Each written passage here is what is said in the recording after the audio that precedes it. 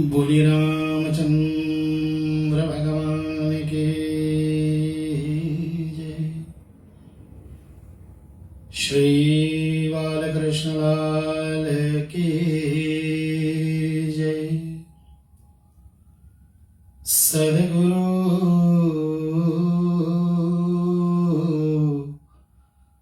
महाराज के जय। नमः पार्वती पते हर हर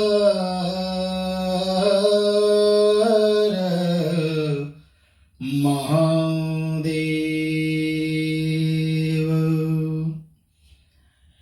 रेडियो रिश्ते का एक खास कार्यक्रम श्री रामनवमी के उपलक्ष्य में आज हम चौथी रात्रि में प्रवेश कर रहे हैं। इस रात्रि में मैं सबको बहुत बहुत बहुत अभिवादन करता हूं। रेडियो रिश्ते के एमडी महोदय Shri Shivam Siddhantlal, operations manager Sen Sharma ji, media and communications manager हमारे माधवी पिल्ले जी, साथ में ओकलैंड एडमिन श्रीमती प्रकाशवती सिंह जी और एडमिन श्री राम जी, आपको राम राम। साथ में हमारे आरजेज, रेडियो रिश्ते के बहुत ही होनहार आरजेज, सबको अभिवादन करता हूं। मैं अपने माताश्री के चरणों को वंदना करता हूं, अपने स्वर्गीय पिताश्री को प्रणाम करता हूं, उनके आत्मा को नमन वंदना करता हूं। हमारे गुरुदेव भगवान जी को मैं साष्टांग दंडवत प्रणाम कर रहा हूं। साधु संत विद्वत समाज को मैं नतमस्तक कर रहा हूं, नमन कर रहा हूं, प्रणाम कर रहा हूं। जितने भी हमारे समाज के लोग हैं, जो भी हमारे साथ में जुड़ते हैं, सबको मैं अभिवादन करता हूं रेडियो रिश्ते के इस भव्य कार्यक्रम में। आइए श्रोताओं, मैं सबको नमन वंदना करते हुए हमारे हाकोट्स फ्लैटबुश के विनोद रानीगा जी को अपने साथ में ले लेता हूं और साथ साथ में मिथिलेश प्रसाद भैया, आपको भी अपने इस प्रोग्राम में मैं शामिल कर रहा हूं और समस्त परिवारजन सहितार्थ और खास करके आज हमारे श्री सतीश भैया जी, हमारे भक्ति संस्कृति संस्कार सेवा फाउंडेशन के एडमिनिस्ट्रेटर और एक विशेष व्यक्ति का मैं नाम लेना चाहूंगा, क्षमा करना। वो व्यक्ति नहीं, वो हमारी एक महिला है, बहुत ही सुलझी हुई महिला है, बहुत प्यारी महिला है, बहुत प्यारी है वो श्रीमती हमारे श्री मीना जी, जो भक्ति संस्कृति सेवा फाउंडेशन के एक मॉडरेटर हैं। आज उनका जन्म दिवस है और इस जन्म दिवस के उपलक्ष्य में मैं आपको रेडियो रिश्ते के इस प्लेटफॉर्म से भव्य भव्य जन्मदिन का मैं बहुत प्रार्थना करता हूं। भगवान आपको सर्वदा बहुत ही अच्छे गुण और अच्छे भावना से रखें ताकि आप सामाजिक कार्य में ऐसे ही लगे रहें। आइए श्रोताओं, मैं आप सबसे निवेदन करूंगा हमारे साथ में आप जुड़ जाएं और हम आज की चौथी रात्रि का जो कार्यक्रम है उसको बिना विलंब किए हम शुरू करें। आज मैं चाहता हूं कि हम सब श्री राम स्तुति करें। मैं गणपति भगवान को नमन वंदना करता हूं, मां सरस्वती की वंदना करता हूं, गुरुदेव जी की वंदना करता हूं। इसके तदोपरांत मैं श्री भगवान रामचंद्र जी के चरणों को नमस्कार करता हूं, वंदना करता हूं। और मैं आज इस श्री राम जी के पावन जो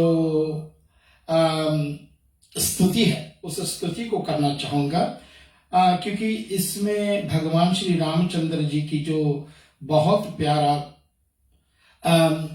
निवेदन है हमारे श्री गोसाई तुलसीदास जी का, वो इसमें बंद है, जो हम नित्य प्रतिदिन कहीं ना कहीं भगवान की स्तुति जब करते हैं तो उस स्तुति में यही सब बातें हम बोलते हैं, यही चरणारविंद में भगवान का प्रार्थना करते हैं, जो श्री गोसाई जी ने अपने इस राम स्तुति में लिखा है। हमारे साथ में होते हैं सब।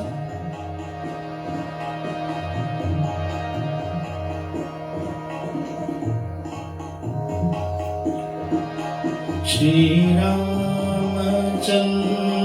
कृपालु भज मन हरण भव भय दारुणम्।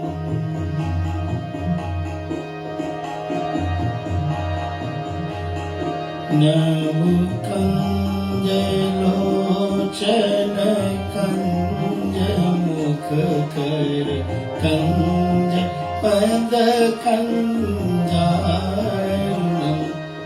श्री रामचंद्र कृपालु भज मन हरण भव भय दारुणम्।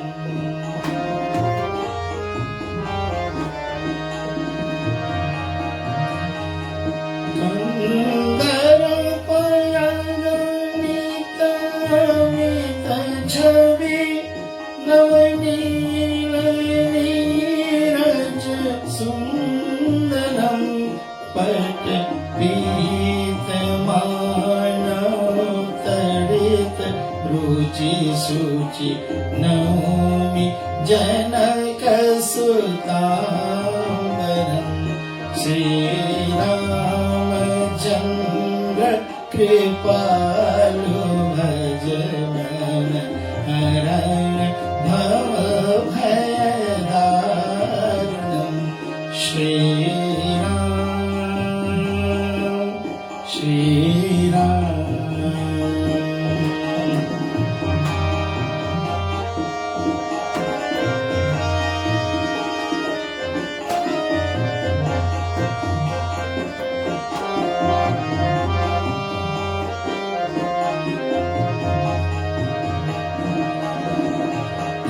जो दीन बंधु दीनेश दानव दत्त वंशनी कंदरम।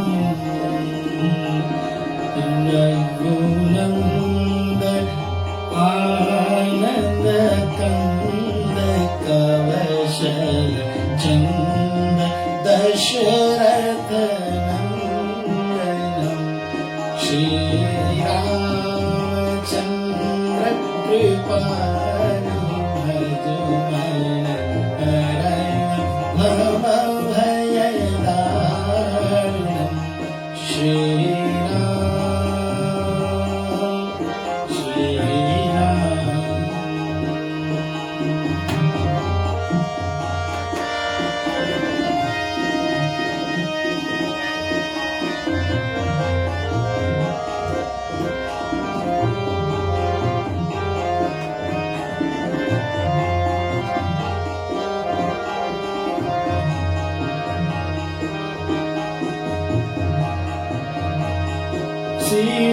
मुकुट कुंदन तिलक चारु उदारु अंग विभूषणम्। आप जानु भुज सरच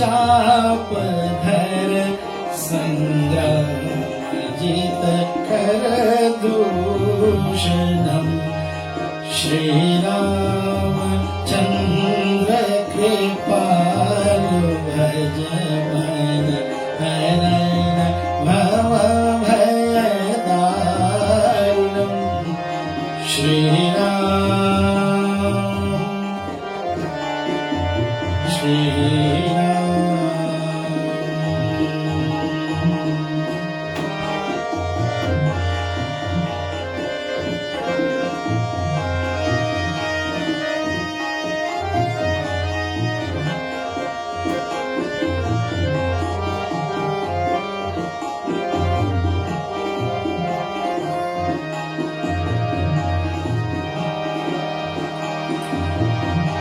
इति वदेतं तुलसीदास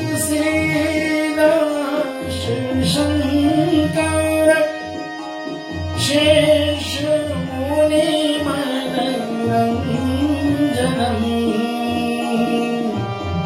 मम हृदय कञ्जनिवासि कुरु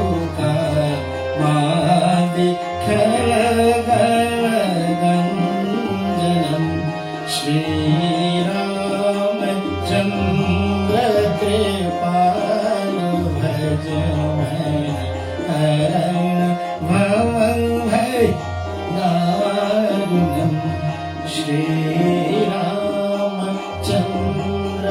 कृपालु भज हरण भव भयदारुणम्।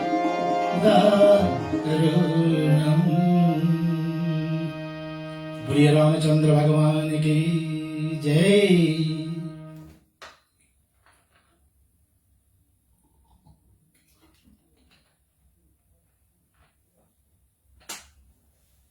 आइए श्रोताओं,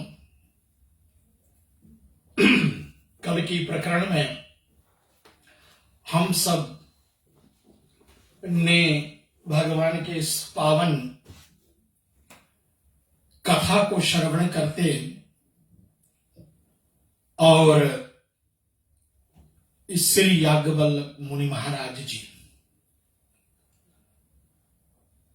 से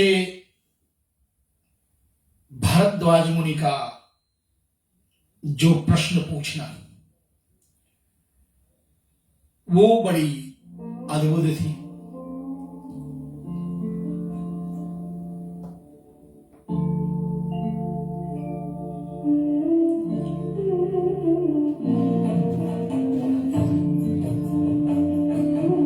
श्री भरद्वाज मुनि महाराज का प्रश्न यह था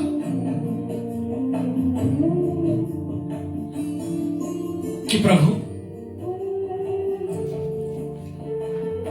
एक नाम अवधेश कुमारा,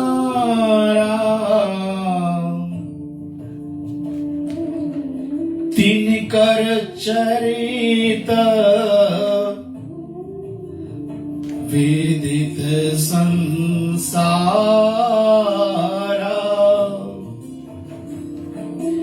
एक राम को मैं जानता हूं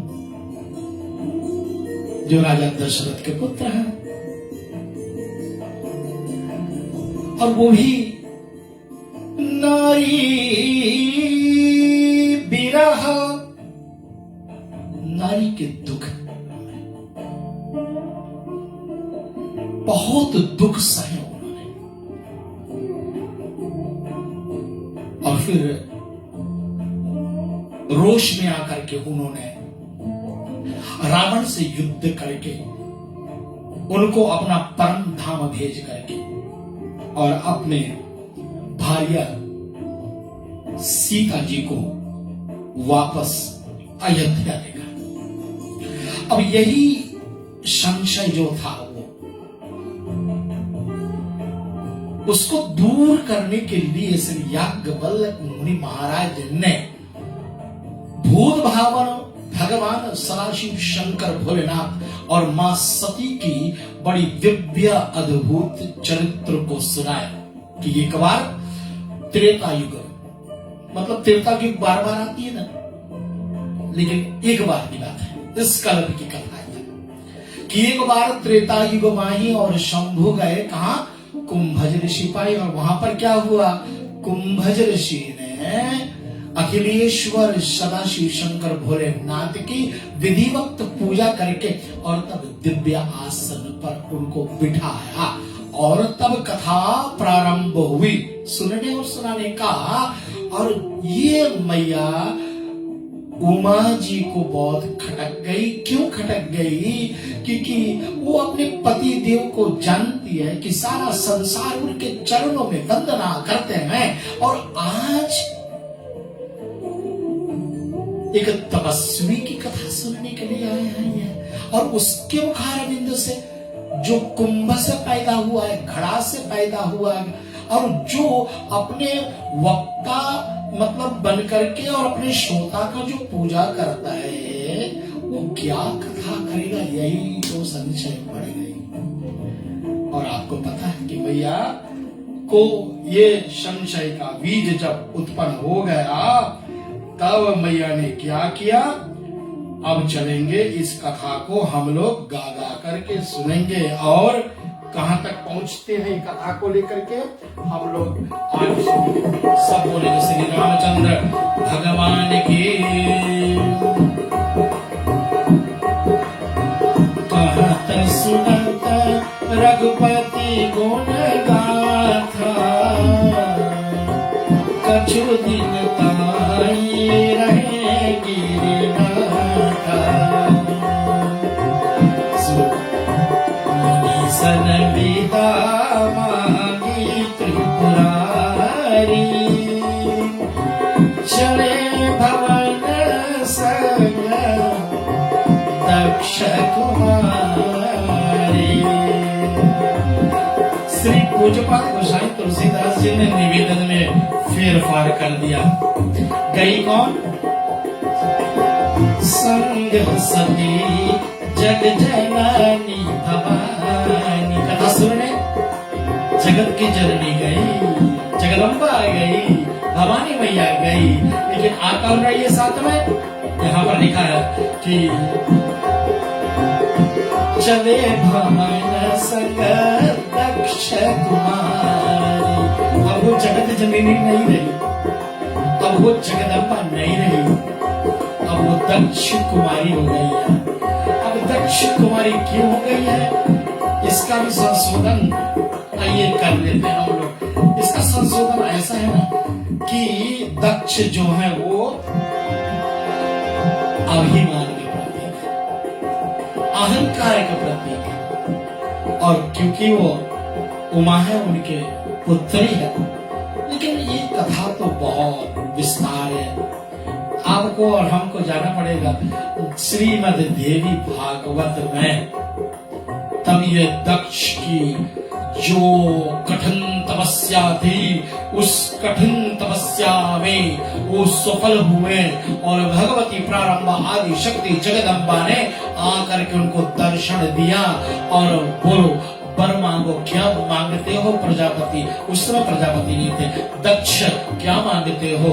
तो दक्ष ने क्या मांगा कि हे देवी, हे भगवती, तुम मेरे घर में कन्या बन करके मेरे आए।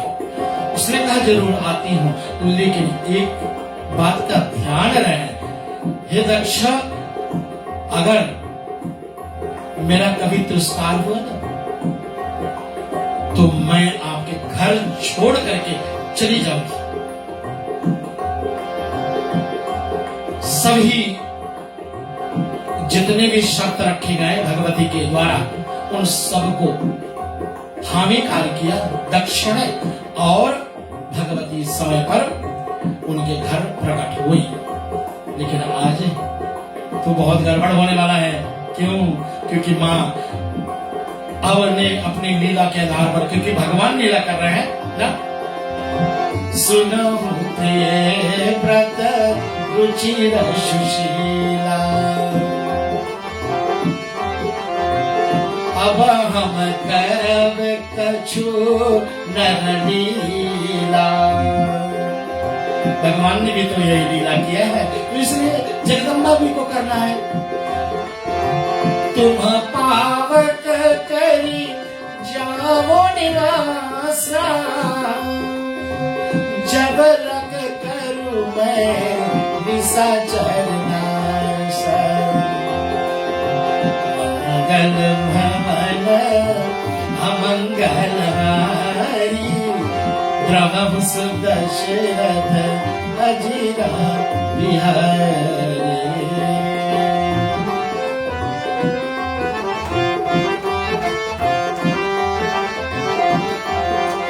तो इधर भगवान राम ने अपनी लीला शुरू करी और मैया सीता अग्नि में प्रवेश कर चुकी और प्रभु को अब ये लीला करने के लिए अब वो मानव तन धरा है, इसलिए मानव की तरह ही उनको लीला करना है।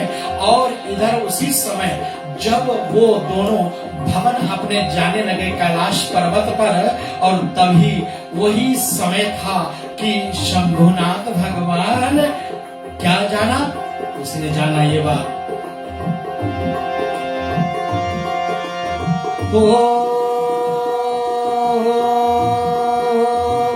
तेहि अवसर भंजन मई भारा,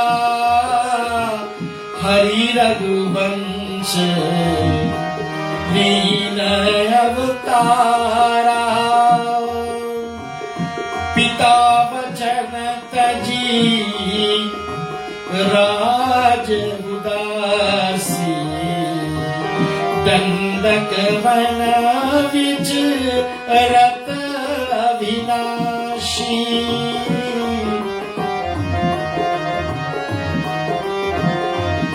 उसी समय भगवान राम दंडी कारण से गुजर रहे हैं, जिस वन से दोनों भगवती मैया सती और शंकर भगवान निकल रहे हैं।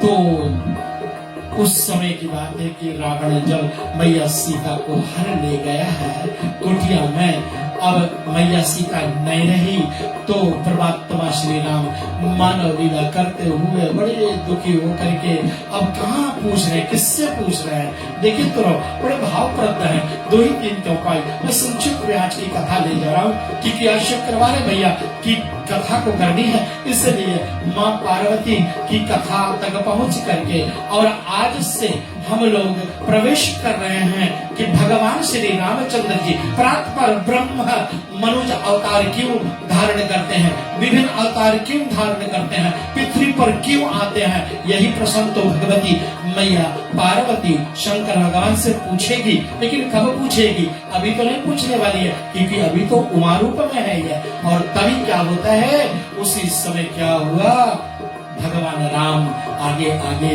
बड़े व्याकुल और पेड़ पालों से, नदियों पहाड़ों से, मृगों से, पक्षियों से, खगों से पूछ रहे हैं।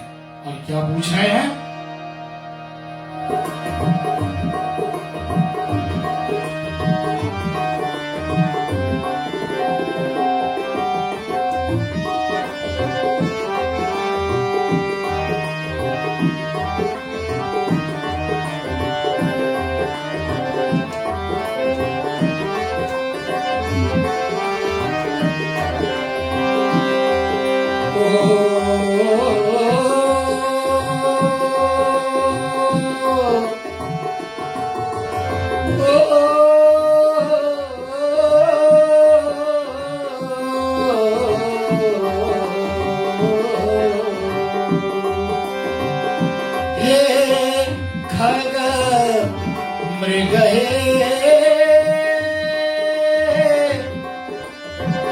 मधुकर श्रेणी,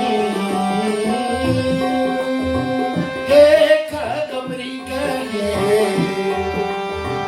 मधुकर श्रेणी, तुम देखे सीता मृग नयन, तुम देखे सीता मृग नयन।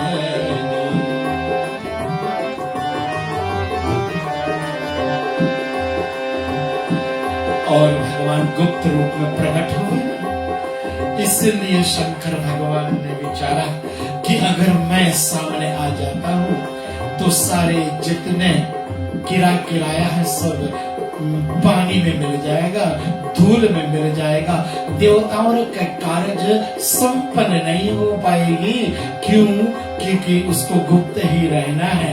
और उन्होंने दूर से ही उनको प्रणाम किया। जब प्रभु ने देखा श्री भगवान रामचंद्र जी को, तो श्री पूज्यपाद गोसाई तुलसीदास जी लिखते हैं, शंभु समय तेहि, शंभु समय तेहि राम ही देखा।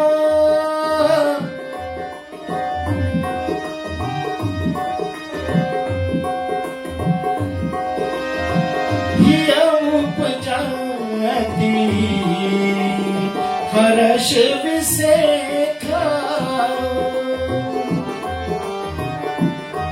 अपने इष्ट देव को देख कर करके शंभुनाथ भगवान हृदय में बहुत प्रसन्न हुए और आंख भर आई प्रभु का। शंभुनाथ की आंख भर आए। बाबा लिखते हैं, भरी लोचन, भरी लोचन, छवि सिंधु निहारी,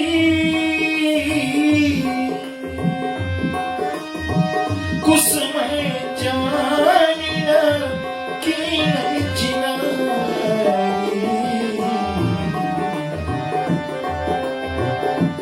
अपने आंखों में आंसू भर जाते।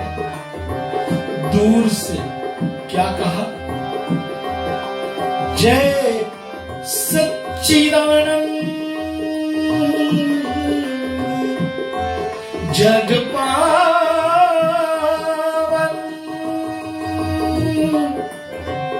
अस कई चले मनोजन श्रावण।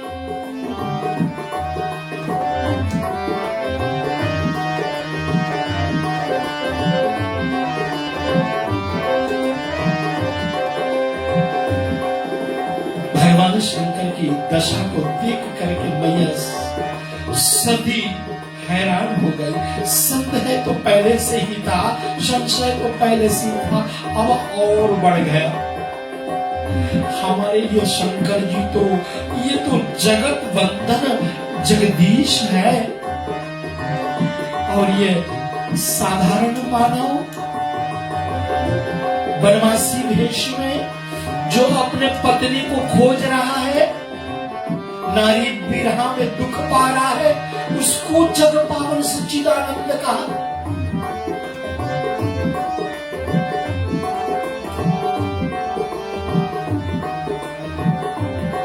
वेद भी इनका पार नहीं पा सके।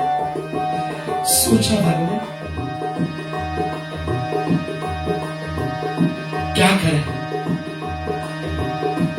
अब तो सती का कोई कल्याण तो होना नहीं। यहां पर ऐसी बात लिखी है जो कभी कभी हमारे प्रचारक लोग बहुत ज्यादा वजन देकर के बात करते हैं। मैं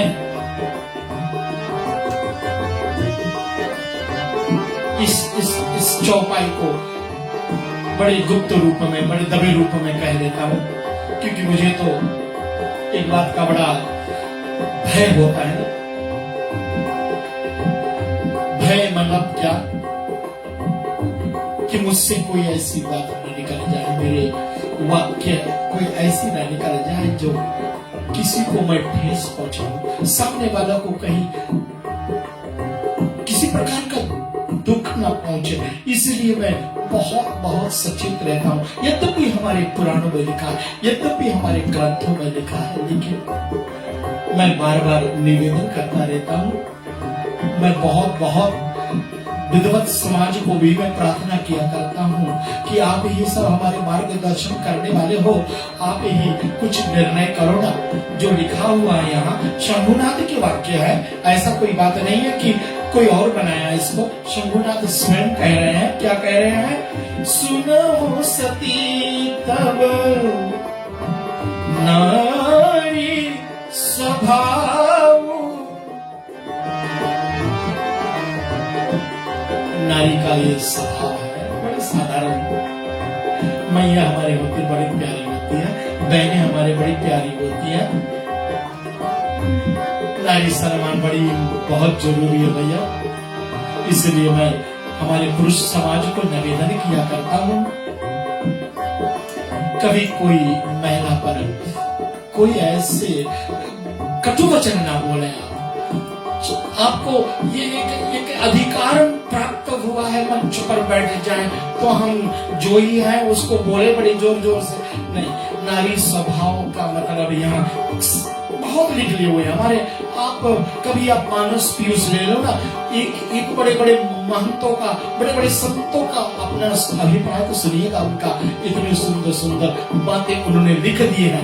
ऐसा नहीं कि जो चौपाई में लिखा वही सत्य है, सत्य है, लेकिन हमारा और आपका देखने का अंदाजा कैसा है, हम किस एंगल से देख रहे हैं, हम किस भाव से देख रहे हैं। बाबा श्री शंभुनाथ जी लिखते कहते हैं,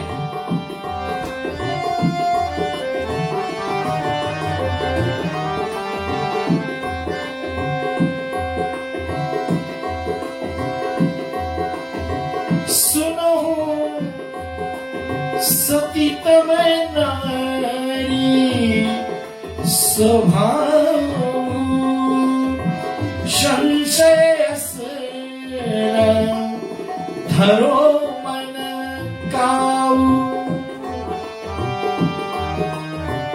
बड़ी प्यारा है, बड़ी प्यारी होती है माता है, लेकिन कभी कभी बहुत जल्दी विस्मय में पड़ जाते हैं, संशय में पड़ जाते हैं।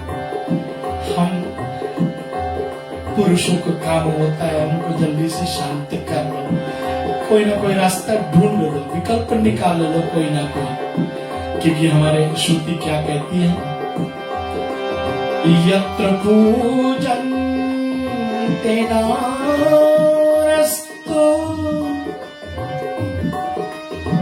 रमन्ते तत्र देवता। जहाँ नारी का सम्मान होता है, जहाँ नारी की पूजन होती है, जहाँ नारी का अपमान नहीं होता है, वहाँ देवता आते हैं, वहाँ देवता आकर के रमण करते हैं उस घर में।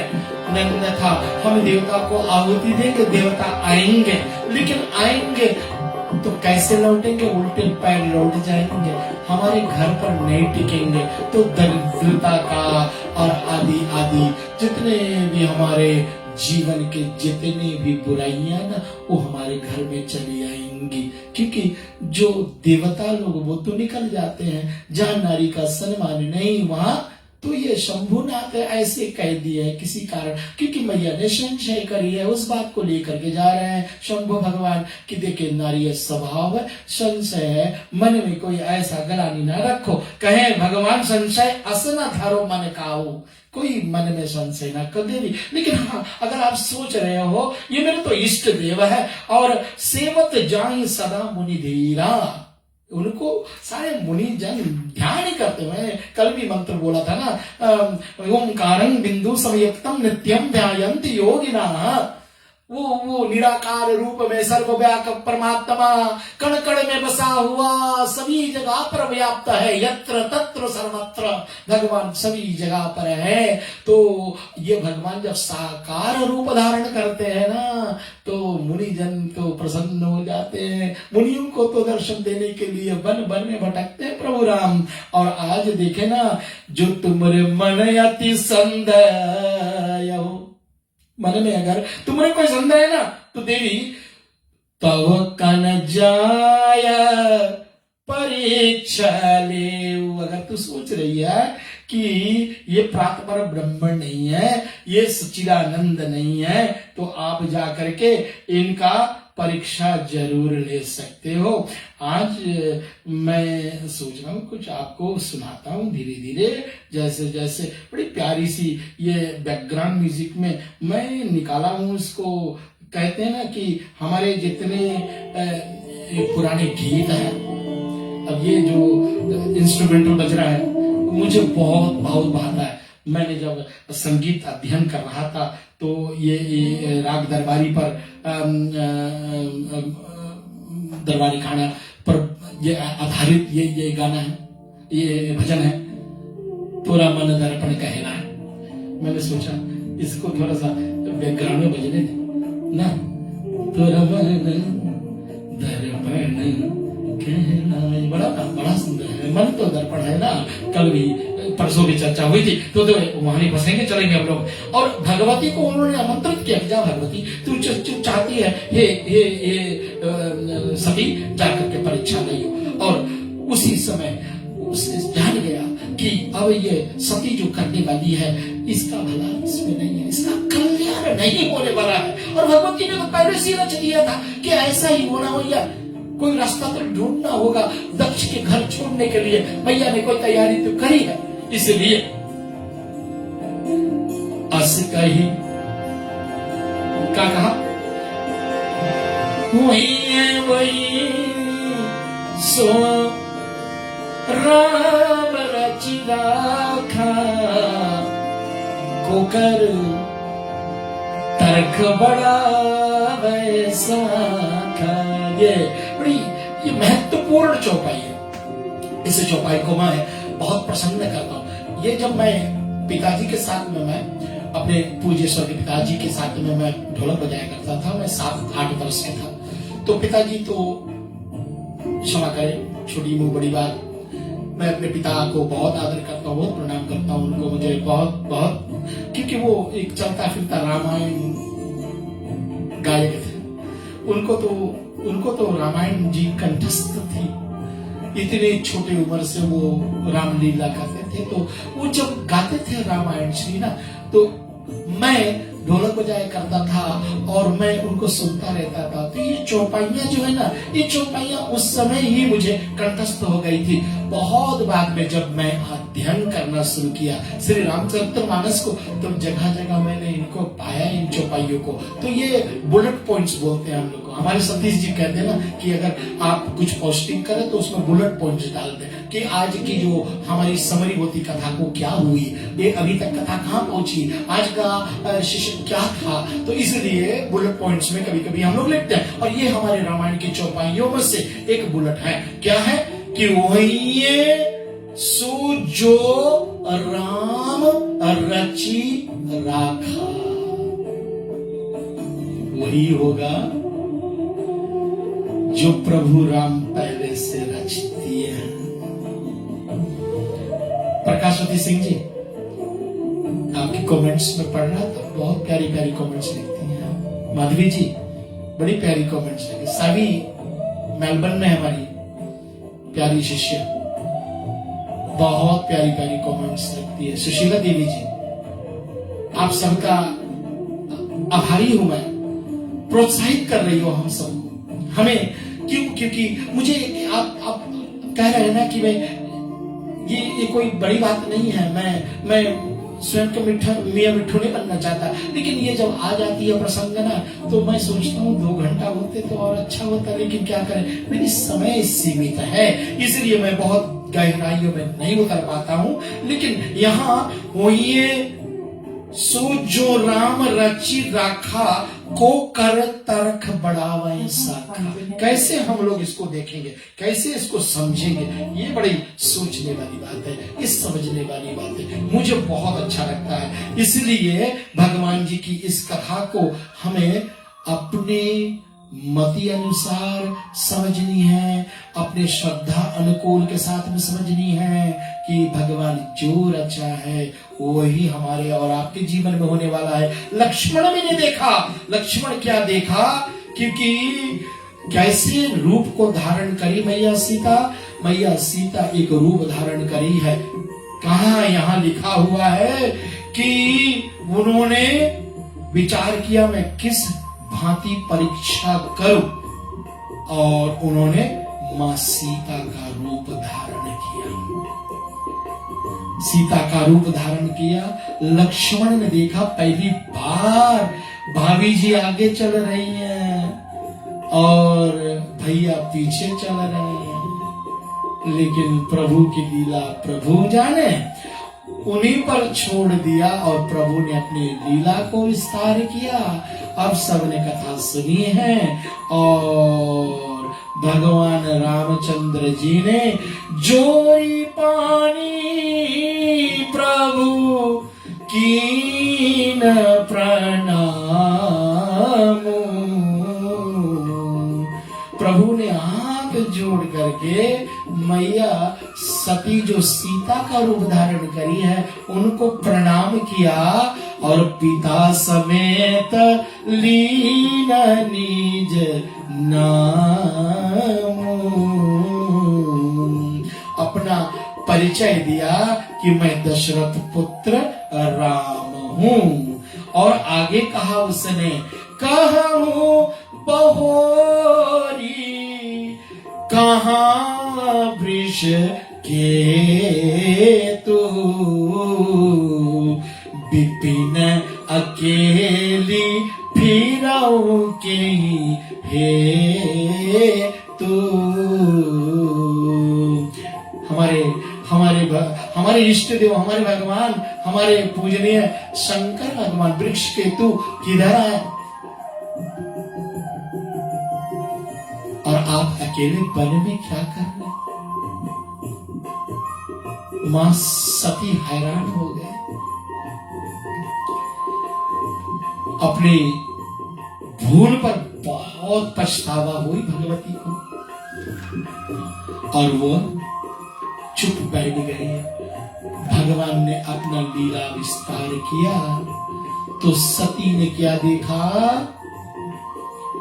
इधर राम सीता लक्ष्मण, उधर राम सीता लक्ष्मण, बाएं ओर देखते इधर राम सीता लक्ष्मण। अपने घूम करके देखी पीछे तरफ तो सीता राम लक्ष्मण अपनी माया के तपोबल से प्रभु अपने उस दिव्य लीला चरित्र को सुना रहे, दिखा रहे हैं भगवती सीता सती को। और तब क्या हुआ? चले भगवान की पावन कथा को श्रवण करते हुए हम उस मोड़ पर पहुंचते हैं कि जब भगवती को लगा कि ये तो बहुत गलत कर दी मैंने, बहुत गलत कर दी मैंने, और चुप आंख बंद करके बैठ जाती है। तभी प्रभु ने अपनी माया हटा दी और अपनी माया को जब निकाल दिया तो ना रहे सीता, ना रहे राम, ना रहे लक्ष्मण वहां। और धीरे से मैया सती उठी है और पछतावा मन में ले करके और पहुंचती है जहां पर वट वृक्ष के नीचे भगवान शंकर जी बैठे हुए हैं। और वहां पर जब देखा तो सती को, तो भगवान सदाशिव शंकर पहले तो मुस्कुराए, हंसे और पूछा कि ले लियो परीक्षा, किन भांति परीक्षा लेनी? और तभी मैया ने छोड़ बोल, आप सब जानते हैं कि नहीं परीक्षा ली, आपकी तरह हमने भी उनको प्रणाम कर ली। शंभू जी ध्यान लगाकर देखते हैं, अरे मेरे मां का रूप धारण किया, इस शरीर से तो मैं इसको अपने पत्नी रूप में स्वीकार नहीं करूंगा। और तब मन में संकल्प लेकर के बाबा लिखते हैं श्री पूज्यपाद गोसाई तुलसीदास जी महाराज कि क्या हुआ है? वो कहां जाते हैं? सीधे कैलाश पर चले जाते हैं और कैलाश पर्वत पर जा करके भगवान अपने मृगछाला बिछा दिया और मृगछाला बिछा करके और उसने अपना त्रिशूल गाड़ दिया और त्रिशूल गाड़ करके बैठ गए। और थोड़ी ही देर में भगवान सदाशिव शंकर भोलेनाथ की समाधि लग जाती है। और जब समाधि लग जाती है तो श्री बाबा जी का वर्णन बड़े भाव से हम 2-4 चौपाइयां और करेंगे और चलते हैं आगे बढ़ करके कि भगवती का क्या हुआ। और भगवान शंकर जी राम राम राम राम राम भगवान के इस पावन नाम को जप करते हुए समाधि में डूब जाते हैं। और बाबा जी सीखते हैं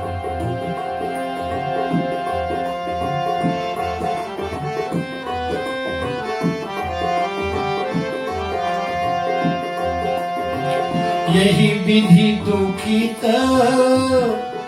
ब्रजेश कुमारी, अखतनीय दारुण दुख भारी, बीते समवंत सहस 87 तजी समाधि शंभु अविनाशी।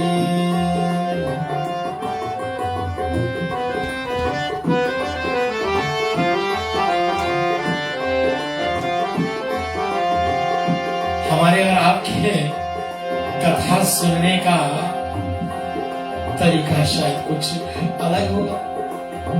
अब लोगों को अगर हम बता दें कि शंभुनाथ भगवान 87,000 ईयर्स समाधि में रहे उतने दिन, तो क्या आप विश्वास करोगे? हम 5 मिनट में नहीं आंख बंद कर पाते हैं, ध्यान कर पाते हैं, तो 87,000 ईयर्स की तो बात ही छोड़ दिया। अभी तक ये लिखा है ना, बीते संवत सहस 87,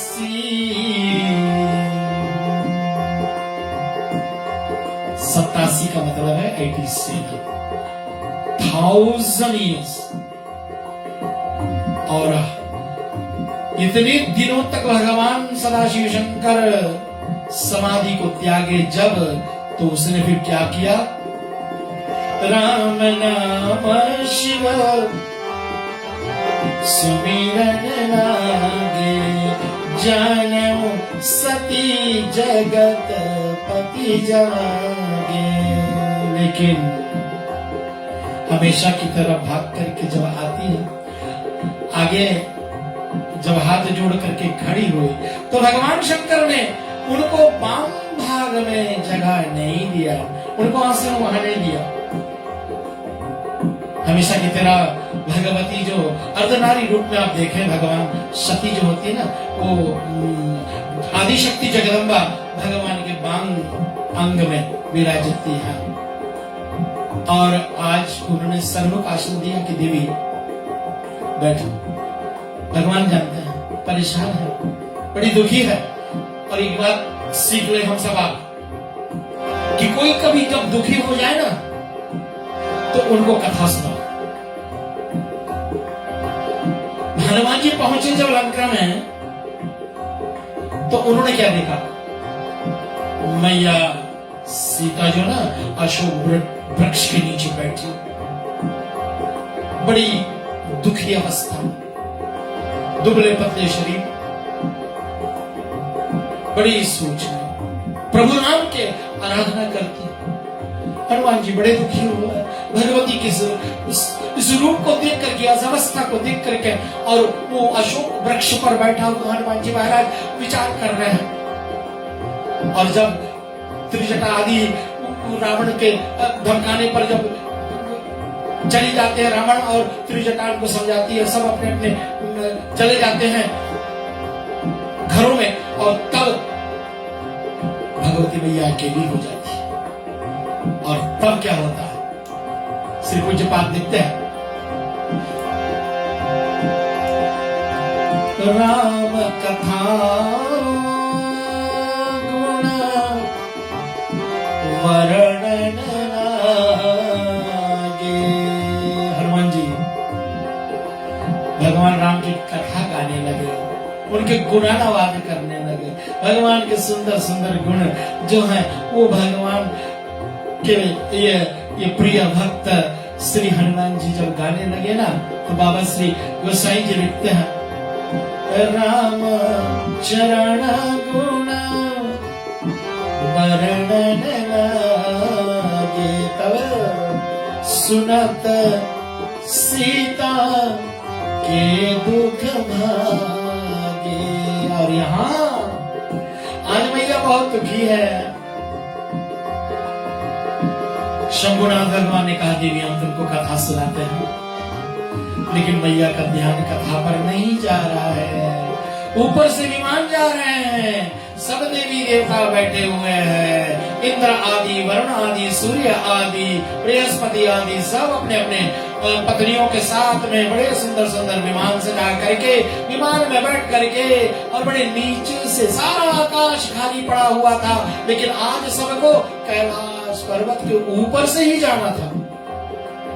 इसलिए क्योंकि पार्वती सती मैया को बताने के लिए, अरे भाई हम तेरे पिता के घर जा रहे हैं, तू नहीं जा रही है क्या? सती देख रही है विमान को और कहा, हे प्रभु ये सब कहाँ जा रहे हैं? बोले देवी घबरा मत, ये कहाँ जा रहे हैं, ये छोड़ो कोई बात नहीं। बोले नहीं, बार बार कहा कि कहाँ जा रहे हैं? बोले तेरे पिता के घर जा रहे हैं। तेरे पिता के घर जा रहे हैं? मेरे पिता के घर क्यों जा रहे हैं? बोले तेरे पिता को आज प्रजापति नायक की पदवी प्राप्त हुई है, इसलिए उन्होंने एक बड़ा यज्ञ रखा है और इस यज्ञ में सबको निमंत्रण है, लेकिन हमें और ब्रह्मा और विष्णु को नहीं निमंत्रण है, इसलिए हम नहीं जा रहे हैं। लेकिन सती ने हट कर ली कि देखे, अरे भाई पिता के घर को निमंत्रण की आवश्यकता होती क्या? पिता घर, मित्र घर, गुरु घर, और जहाँ पूजा पाठ हो, जहाँ भगवान की कथा होती हो, और भगवान के देवालय में कभी हमें जाने का कोई रोकथाम नहीं है, हम बिना निमंत्रण के जा सकते हैं। लेकिन बाबा श्री गोसाई तुलसीदास जी महाराज देखने बड़ा सुंदर चौपाई लिखे हैं। आज शायद इस चौपाई को हम लोग अंतिम करें, लेकिन मैं चाहता हूँ थोड़ा सा आगे बढ़ जाए मैं कथा लेकर के, और कहते हैं ना कि देखे से हर्षे नहीं हंसने, तुलसी वहां न जाइए, कंचन बरसे में, चाहे वो कंचन की बारिश की हो, सोने की बारिश की ना हो, कोई देख करके तुम्हें प्रसन्न ना होता हो, कोई तुम्हें देख करके उनके आंख में नम्रता नहीं आती हो, कोई तुम्हें देख करके और उनके अंदर में तुम्हारे प्रति कोई ऐसा प्रेम नहीं जागता हो ना, तो वहां जाना नहीं चाहिए। तो लेकिन क्या करें, अब तो गई, और जब गई है तो पिता भवन जब गई भवानी, दक्ष त्रास काहू न सनमानी। दक्ष ने पहले कहा दिया था कि मेरे पुत्री अगर सती आवेगी और किसी ने उसका सम्मान किया तो उसका सर अलग कर दूंगा मैं, और इसलिए कोई नहीं सम्मान किया। और लेकिन यहाँ एक बड़ा सुंदर बात लिखी है, क्या लिखा है कि सादर भले मिली एक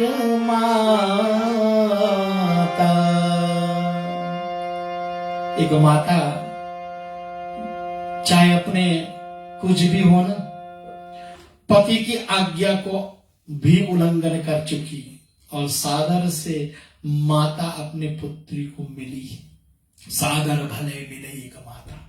लेकिन यहां देखें, अब जब गई है यज्ञ मख में गई है, जहां पर ये यज्ञ होने वाला है, सब बैठे हैं अपनी अपनी जगह पर, लेकिन शंभुनाथ भगवान का कोई भी स्थान नहीं दिखा। तब सती मैया अति क्रोध हो जाती है, और अति क्रोध में आ जाती है, और उसने एक बात कही,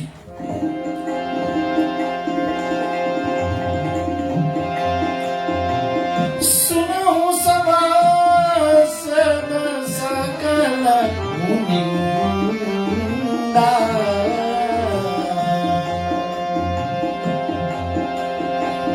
कहे सुने जिन शंकर निंदा।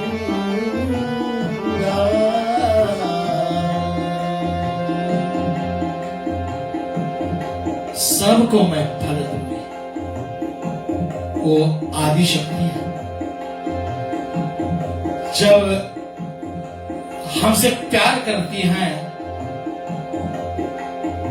तो वो लक्ष्मी है, जब हमसे बहुत प्यार करती हैं तो सरस्वती है, लेकिन जब हमसे क्रोध हो जाती है तो वो दुर्गा हो जाती है, वो काली बन जाती है। इसलिए आज माँ एक भयंकर रूप धारण करी है, और उसने कहा कि हे पिता, ये मुनियों के साथ में जितने जितने ने शंकर भगवान की निंदा सुनी है, सब भली भांति पछताए, और तुम भी बहुत पछताओगे। और जैसे कहकर के सती ने योग शक्ति से अपने तन उनको बदन में आग लगा ली और आग लगते ही हाहाकार मच गई। और तब क्या हुआ, सती मरते समय वरदान मांगी। क्या वरदान मांगी इसने? बाबा लिखते हैं, सती मरत हरि संग वर मांगा, जन्म जन्म शिव पद अनुरागा, जन्म जन्म शिव पद अनुरागा। जब जन्मो, जहां जन्मो मैं जाकर के मेरे शिव जी ही मेरे पति रूप में मुझे मिले। यही माँ जी का बहुत सुंदर मांग था। और जो मरते समय वर मांगता उसका वरदान हरि पूरा कर देते हैं। तथास्तु भगवान नारायण ने कह दिया। और कहा जन्मी जाकर के, हिमालय के घर जाकर के जमती है। जब ते उमा शैल ग्रह आई, सकल सिद्धि संपत्ति तहाँ छाई। और जहां तहां मुनि ने शुभाश्रम कीने, उचित वास हिम मूधर दीने। और वहां तो अरे भाई वहां तो बर्फ है और उस बर्फ में कौन सा सजेगा क्या।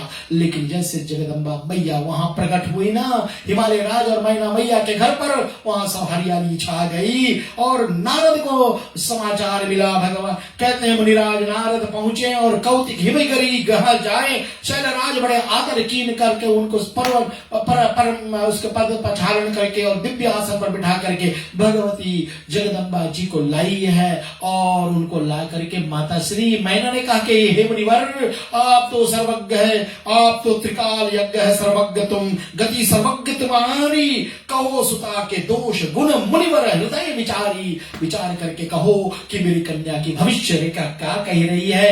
और तब कहा मुनि विहस गुणवाणी, क्या कहा कि सुता तुम्हारी सकल गुण खानी। अरे भैया तुम्हारी ये तो कन्या तो सुंदर सहज सुशील सयानी, नाम उमा अंबिका भवानी। बोलो जगदम्बा भवानी भैया की जय। ये बड़ी होगी, बड़ी सुशील होगी और इनका नाम उमा होगा, जगदम्बा होगा, इनका नाम भवानी होगा। और सब लक्षण संपन्न कुमारी हुई संतत पिया ही प्यारी। सदा अचल यही कर अभिवाता, यही ते यश पावय पितु माता। अरे तुम दोनों तो इसी के कारण से बड़े यश पाओगे और मुनि लोग इनका ध्यान करेंगे और सभी इनका आदर करेंगे। लेकिन मुनिराज आगे बढ़ते हुए कहा कि अवगुण अमान, क्या बताया, शैल सुरक्षण सुता तुम्हारी सुनाहू जे अब अवगुण दुई चारी। अरे तेरे कन्या के सब सुखी सुखी सुखी नहीं है। Not everything is happy happy happy,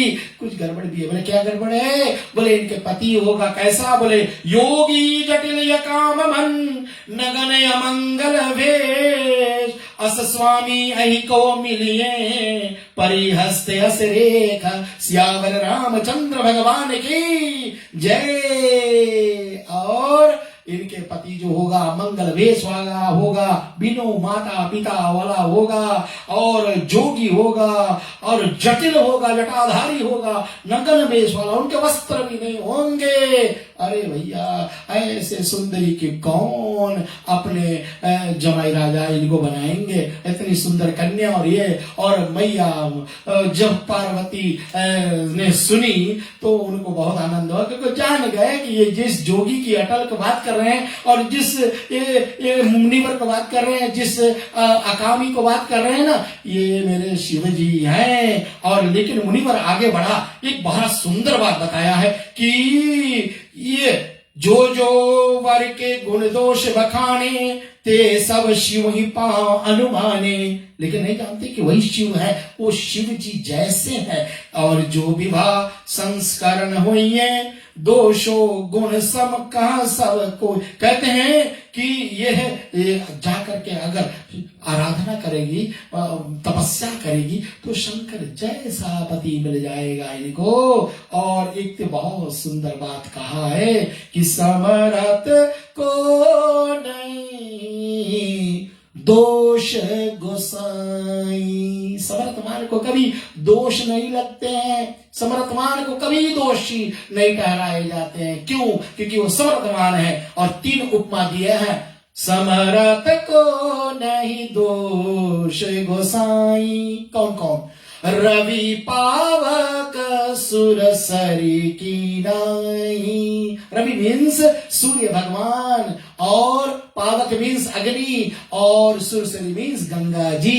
ये तीन कभी अपवित्र नहीं होते हैं। और कहा कि अगर तेरी कन्या तपस्या करेगी, भले वो शंकर जो जटाधारी है, नगर भेष वाला है, अकामी है, बाकी सब कुछ बताया, लेकिन फिर भी वो समर्थवान है जैसे सूर्य, पावक और सुरसरी, ऐसे उनको पति मिलेंगे। और सुन करके मैया तैयारी कर ली, जा करके कठोर तपस्या करी ब्रह्मचारिणी रूप में। शैलपुत्री पड़ी इनका नाम पहला, क्योंकि माँ का पहला नवरात्रि का ये रूप होता है शैलपुत्री, और दूसरा माँ का होता ब्रह्मचारिणी। और ब्रह्मचारिणी रूप में मैया जा करके तपस्या करती है शंकर भगवान को पाने के लिए, और सप्तक ऋषि को भेजा है। प्रसन्न होकर के श्री भगवान रामचंद्र जाकर के शिव जी की समाधि को तोड़ता है, और काम भी आते, काम को जला दिया, आदि आदि सब फिर तैयारी कर लेते हैं। शिवरात्रि अभी जल्दी बीती है, सभी ने भगवान शंकर की इस पावन कथा को सुना है कि शंकर भगवान की कैसे शादी हुई है। और क्योंकि वो शरीर माता सीता का धरी थी, इसलिए वो शरीर से अब शंकर भगवान उनको नहीं चाहते हैं, लेकिन ये शरीर पार्वती वाला शरीर जो है ना, इससे विवाह करेंगे। और विवाह हुआ, विवाह हो करके और बड़े प्यार से, आदर से, सम्मान से हिमवंत ने विदा किया बहुत सारे दासदासियों के साथ में। और शंकर भगवान कैलाश पर्वत पर जा करके बैठ जाते हैं और आनंद विभोर हो करके और भोग में डूब जाते हैं। और इधर सब देवता घबरा गए कि भाई अब क्या होगा, क्योंकि तारकासुर नाम का जो दैत्य है बड़े परेशान कर रहा है। और जब तक भगवान शंकर के एक पुत्र ना होगा जिनका नाम कार्तिक होगा, और वो जब तक ना जन्मेंगे तब तक तारकासुर का वध ना होगा, इसलिए शंकर भगवान का पुत्र होना है। लेकिन अभी श्री भगवती मैया को क्या करना है, प्रश्न पूछना है भगवान राम के बारे में कि प्रभु पिछले बार मैंने बहुत गलती कर दी, संशय में पड़ गई, अब मुझे बताओ, बहुत ही प्यार से समझाओ, राम कथा, राम का गुणगान सुनो। मैं आपको बड़े प्रेम से आदर सम्मान करते हुए आपसे निवेदन करती हूँ, मुझे राम कथा सुनाइए। और बैठ जाती है, बड़े प्यार से कथा सुनाने के लिए शंभुनाथ आ जाते हैं। और बहुत बहुत सुंदर सुंदर बातें बता करके शंभुनाथ ने कहा कि बिनु पगत चले सुने बिनु काना, यही राम है। और अंतिम चौपाई आज की, क्योंकि राम जी का गुणमान प्रात पर ब्रह्म है, लेकिन वो मनुष्य अवतार धारण करते हैं। बहुत कारण है उनके, लेकिन कारण कल से शुरू होगा, आज तो सिर्फ इतना ही जान ले। प्रात पर ब्रह्म श्री राम भगवान जी जब आएंगे तब, लेकिन अभी बताया है कि वही ब्रह्म है। और ब्रह्म कैसा है, बिनु पग चले सुने बिनु काना, कर बिनु कर्म करे विधि नाना, करे विधि नाना। ये भगवान है, ये प्रात पर ब्रह्म है, जिनके पास पैर नहीं है लेकिन सबके यहाँ चल देते हैं, जिनके पास हाथ नहीं है फिर भी सबके काम कर देते हैं, और जिनके पास कान भी नहीं है फिर भी सबको सुन लेते हैं, वही प्रात पर ब्रह्म। लेकिन विभिन्न विभिन्न कारण से पृथ्वी पर आने का उन्होंने संकल्प लिया है। कल से हम लोग सुनेंगे कौन कौन से कारण हुए। तो 5वीं रात्रि में, और शेष हमारे पास 4 रात्रि है, 4 अलग अलग कारण हम लेकर के भगवान के जन्म पर हम लोग बुधवार को पहुंचे। बोलो श्री रामचंद्र भगवान की जय। क्षमा करना श्रोताओं, संक्षिप्त में कथा ले गए मैं, और सब बार बार इस कथा को सुनते रहते हैं, इसलिए बस गुड़ गुड़ बातें जो है, जो हमारी स्पर्श करने जैसी होती है, उनको स्पर्श करके आगे बढ़ाऊं। और मैं शिवम सिद्धांत लाल और जितने हमारे रेडियो एमडी है और उनके जितने समस्त कर्मचारी सबको, हमारे श्री विनोद राणिका जी आपको, और हमारे मिथिलेश प्रसाद जी भैया आपको भी, और साथ साथ में सतीश जी, और समस्त जितने भक्ति संस्कृति संस्कार सेवा फाउंडेशन के हमारे जितने भी मेंबरान हैं, और हमारे जितने भी सब मॉडरेटर्स हैं, उनको साथ में मिला करके आज की कथा को विराम। बोलो श्री रामचंद्र की जय।